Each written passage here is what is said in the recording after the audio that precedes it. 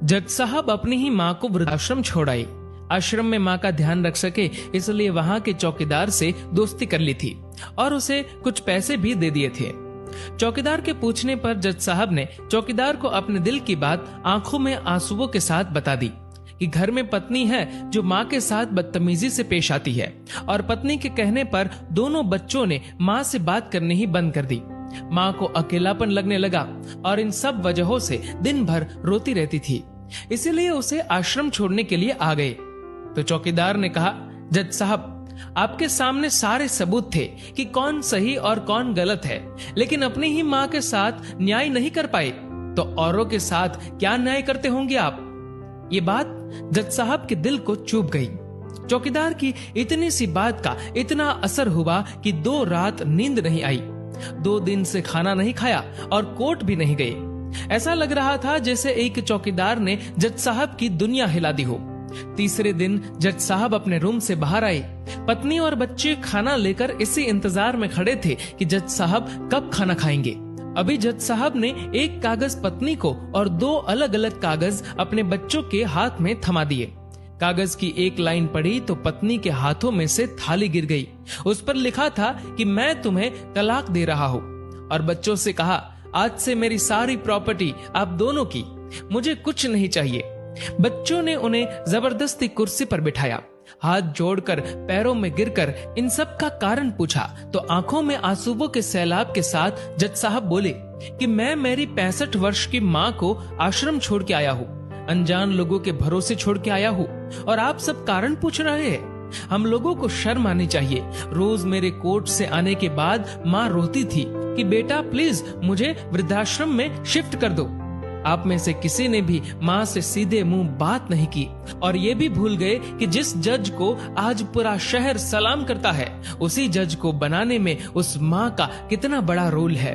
कभी दूसरों के घरों में काम करने जाती तब भी मुझे अकेला ना छोड़ती थी। ऐसी भगवान समान माँ को मैंने आश्रम में छोड़ दिया, और वो भी ऐसे लोगों के भरोसे जिन्हें ये तक नहीं पता कि माँ को क्या बीमारियां है।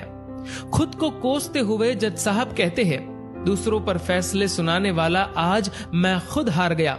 मैं जज नहीं बल्कि गुनहगार हूँ, और मैंने जो गुनाह किया है वो शायद कानून तो माफ कर देगा, लेकिन ईश्वर के कोर्ट में वो कभी माफ नहीं होगा।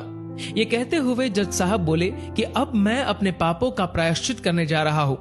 मैंने अपना सब कुछ आप लोगों को सौंप दिया है और अब अपनी माँ के साथ आश्रम में रहूंगा और उनकी सेवा करूंगा। पत्नी से जज साहब ने कहा कि याद रखना, आज तुमने उस माँ को आश्रम भिजवाया, तुम भी एक माँ हो, कल तुम्हें भी कोई आश्रम भेजेगी, तब तुम्हें मेरे इन शब्दों का अर्थ सही मायने में समझ आएगा। ये बोलकर जज साहब आश्रम के लिए चल दिए। आधी रात को चौकीदार भी जज साहब को देखकर चौंक गया। आश्रम के अंदर दाखिल हुए तो देखा माँ सो रही थी।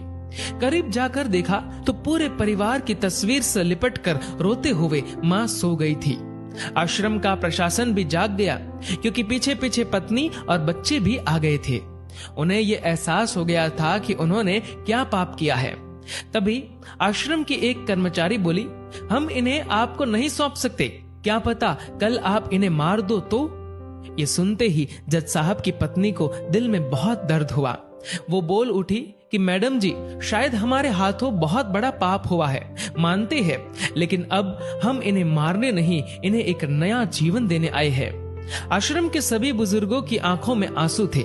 सब के सब रो पड़े। खुशी के आंसुओं के साथ माँ को घर ले आए। लेकिन वही आश्रम में अनेक आंखें ऐसी थी जो किसी ना किसी का इंतजार कर रही थी। माँ, तेरा कर्ज मुझसे अदा क्या होगा, तू अगर नाराज है तो खुश मुझसे खुदा क्या होगा।